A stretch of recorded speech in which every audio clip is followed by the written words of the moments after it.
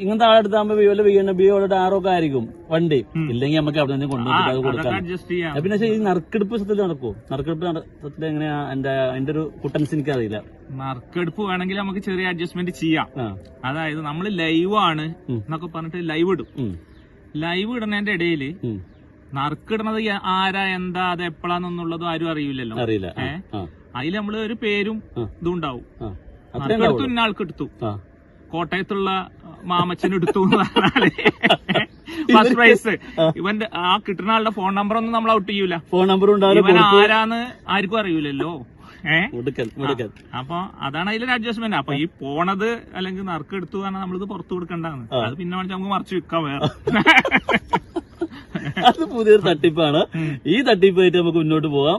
മാത്രമല്ല നമുക്ക് അത്യാവശ്യം യൂട്യൂബില് അത്യാവശ്യം അല്ല നിങ്ങളുടെ ഫേസ് മീഡിയ എന്നല്ലേ നിങ്ങളുടെ